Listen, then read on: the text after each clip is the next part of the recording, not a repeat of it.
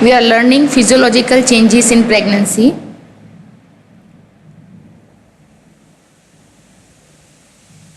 We have already covered function of placenta and fetoplacental unit. इसका हमने video पहले बना दिया है, तो बहुत शॉर्ट उसके बारे में इस शॉर्ट नोट में भी लिखना है, ठीक है। Physiological changes of pregnancy short note आया तो हमारे बॉडी में जितने भी सिस्टम है, रेस्पिरेटरी, सीवीएस, जीआईटी, वो 12-13 सिस्टम में क्या चेंज होता है वो सब लिखना है। प्लस हमको फिटोप्लाजेंटल यूनिट और प्लाजेंटा का फंक्शन भी बहुत शॉर्ट में लिखना पड़ेगा। सो मैटरनल चेंजेस ड्यूरिंग प्रेगनेंसी क्यों हो रहे हैं, देखिए रेड अक्षर पे करें, बिकॉज मदर इज चेंजिंग, है ना, in order to adapt need of fetal growth and development, ठीक है। Influence by placental hormone and neuro endocrine, तो मतलब हार्मोन्स की वजह से मदर के जो सिस्टम है वो चेंज हो रही है, एडेप्ट हो रही है बच्चे के नीड के लिए।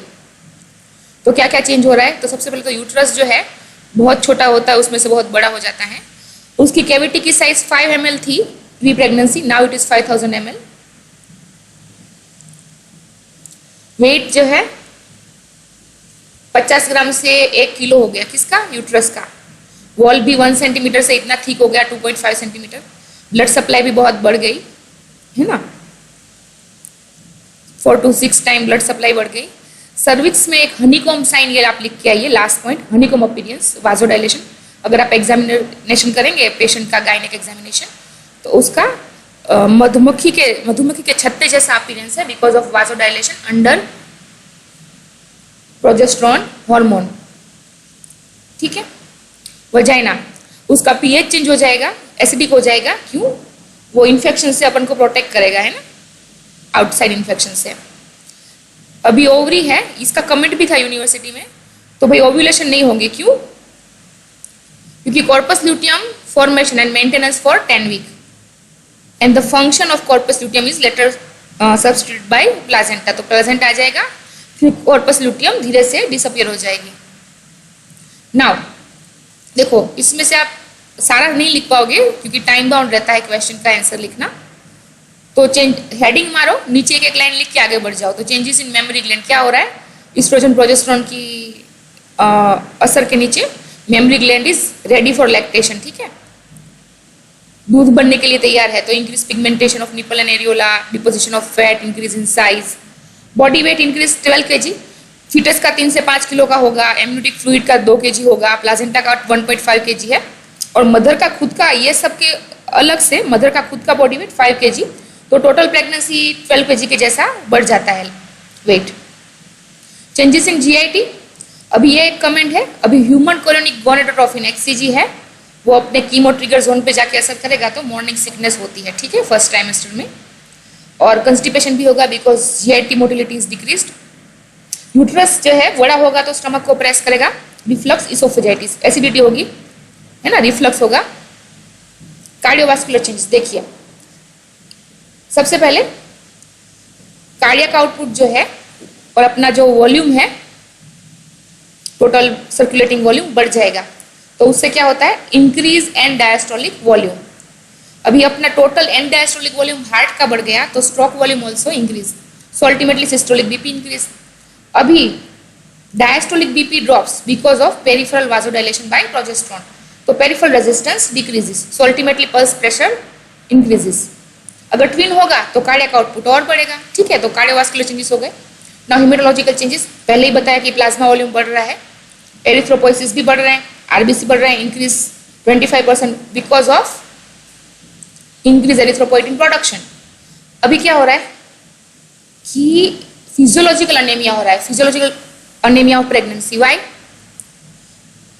आरबीसी बढ़ रहा है लेकिन प्लाज्मा वॉल्यूम उससे ज्यादा फास्ट बढ़ रहा है, तो क्या होगा, आरबीसी उसमें डाइल्यूट हो जाएगा, तो हीमोटोक्रिट डाइल्यूट हो जाएगी, तो रिलेटिव अनीमिया होगा, ठीक है, उसको बोलेंगे फिजियोलॉजिकल अनीमिया ऑफ प्रेगनेंसी। तो दैट्स व्हाई अपने को आयरन देना है प्रेग्नेंट लेडी को, iron requirement increases, iron supplement needed. और क्या होगा, न्यूट्रोफिलिया होगा, आरएनएफ काउंट शिफ्ट्स टू लेफ्ट, मतलब कि नए नए न्यूट्रोफिल फास्ट बन रहे हैं, ठीक है, इन्फेक्शन से बचाने के लिए। और क्या होगा, डिलीवरी के लिए तैयार हो रही है ना मदर, तो hepatic synthesis of floating factor under effect of oestrogen, कौन कौन से बढ़ रहे हैं, फाइब्रिनोजन फैक्टर 7, 8, 9, 10। तो अगर कोई प्रेगनेंसी एबनॉर्मल है तो डिसेमिनेटेड इंट्रावास्कुलर कोएगुलेशन, DIC भी हो सकता है, बिकॉज की अंडर इफेक्ट ऑफ ईस्ट्रोजन सारे कोएगुलेटिंग फैक्टर बढ़ रहे हैं, दैट्स वाई। ठीक है, नाउ रेस्पिरेटरी चेंजेस क्या है? ठीक है, देखो सबसे पहले तो ऑक्सीजन कंजप्शन होता है इंक्रीज। ठीक है, कितना? अभी डेफिनेटली मदर का भी खुद का नीड बढ़ रहा है, बेबी का भी नीड है, तो मेटाबॉलिक नीड बढ़ रहा है, तो ज़्यादा ऑक्सीजन चाहिए, तो 20% अबव ऑक्सीजन चाहिए। ठीक है, अभी प्रोजेस्टेरोन भी है ना, वो क्या करेगा? Increases sensitivity for CO2 in respiratory centre. Increases sensitivity मतलब वो उसको रेस्पिरेटरी सेंटर जो है CO2 का अपना जो इधर CNS में उसका CO2 के लिए सेंसिटिविटी बढ़ा देगा, तो मतलब क्या होगा? अल्टीमेटली रेस्पिरेशन बढ़ जाएगा। ठीक है, वो और सेंसिटिविटी और सजाग हो जाएगा, तो अल्टीमेटली क्या होता है? रेस्पिरेटरी का फ्रीक्वेंसी बढ़ेगा, है ना। पहले अगर नॉर्मल हम 12 बार करते थे रेस्पिरेशन, तो आफ्टर प्रेगनेंसी हम क्या करते हैं? बढ़ जाता है। मिनट वेंटिलेशन है ना, कितना वेंटिलेशन हो रहा है 1 मिनट में, वो भी बढ़ जाएगा। और क्योंकि ये वेंटिलेशन और फ्रीक्वेंसी बढ़ रहा है, तो CO2 वॉश आउट होगा, तो PCO2 डिक्रीजेस स्लाइटली। ठीक है, तो टाइडल वॉल्यूम इंक्रीजेस, है ना, ऑक्सीजन यूटिलाइजेशन इंक्रीजेस। ये हो गया रेस्पिरेटरी चेंजेस। यहाँ पे आप डबल बोहर इफेक्ट भी लिख सकते हैं। ठीक है, यूरिनरी सिस्टम।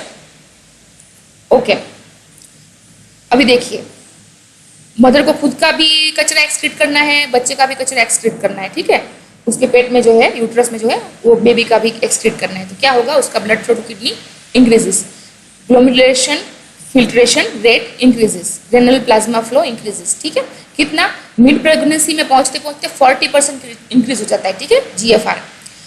तो क्या होगा? अभी under effect of placental steroid और aldosterone there is also increase reabsorption of iron and water and glycosuria हो रहा है, तो this are changes in urinary system. अभी देखो ये हो गया अपना अप्लाइड, अपन आ गए हैं लास्ट के नजदीक। तो अगर आपको टाइम रहे तो डिटेल में लिखिए, वरना सिर्फ बता दीजिए व्हाट इज प्री एक्लेम्शिया। तो pre eclampsia is because of pregnancy. ठीक है, pregnancy induce hypertension plus protein urea, तो प्रेगनेंसी की वजह से हाइपरटेंशन हो रही है प्लस यूरिन में प्रोटीन निकल रहे हैं। ठीक है, अभी लास्ट का पॉइंट पढ़िए, व्हाई इंक्रीज ब्लड प्रेशर?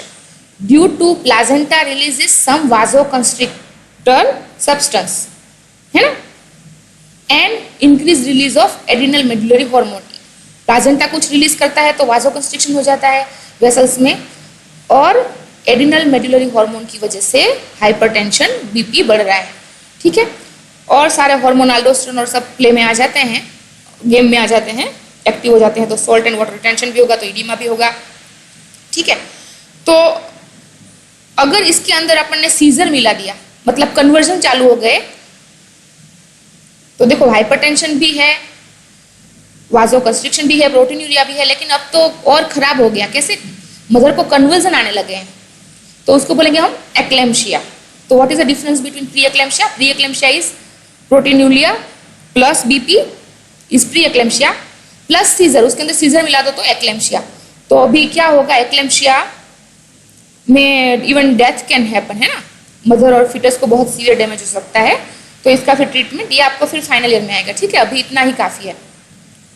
अभी न्यूट्रिशन एंड मेटाबॉलिज्म, हमको पता है कि भाई baby is growing inside mother, so उसको एक्स्ट्रा न्यूट्रिशन चाहिए। ठीक है, तो ये पॉइंट भूलिएगा नहीं, बहुत शॉर्ट में, लेकिन इसको भी आपको मेंशन करना है। तो कितना चाहिए? 300 extra calorie, kilo calorie per day. Normal से जितना वो लेती थी उससे 300 extra per day. Okay, 80% fetal use कर लेता है, 15% stored in maternal fat. Extra protein कितना चाहिए? पहले से ज्यादा 30 gram per day. So end of pregnancy fetal glucose need कितना है? 5 milligram per kg per minute, mother 2 to 5 milligram per kg per minute. अभी ये दो फेज का नाम आपको लिखना ही है। तो फर्स्ट 20 वीक है ना, first 20 week mother anabolic phase, तो मदर सारा जमा करती है, प्रोटीन, ग्लूकोज, फैट।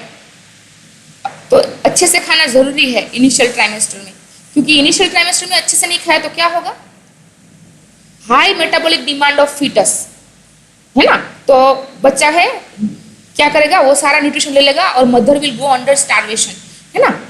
ठीक है, तो first 20 week mother's anabolic phase, second phase 21 to 40 week specially last trimester mother starvation catabolic phase, क्योंकि मदर के मदर को सेक्रीफाइस करके बेबी खुद ग्रो होगा, ठीक है, चाहे मदर को कितना ही नुकसान हो लेकिन बेबी खुद ग्रो होगा, है ना।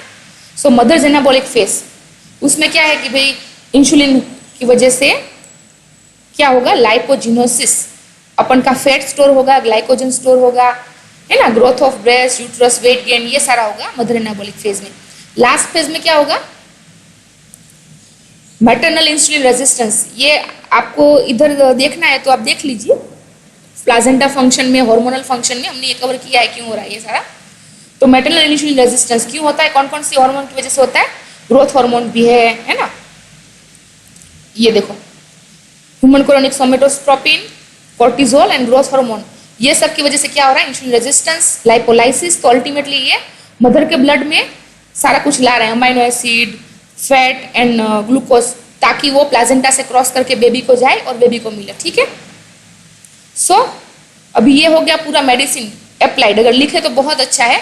तो बच्चे मदर को क्या देना है, high protein diet, higher energy uptake, iron supplement 300 milligram ferrous sulphate, vitamin B12, मतलब पूरा विटामिन B कॉम्प्लेक्स एरिथ्रोपोइसिस के लिए, फॉलिक एसिड भी बहुत जरूरी है, अदरवाइज न्यूरल ट्यूब डिफेक्ट हो जाएगा, विटामिन D3 कैल्शियम सप्लीमेंट्स बहुत जरूरी है, और before labour just to prevent intracranial bleeding vitamin K देना है, ठीक है। Thank you.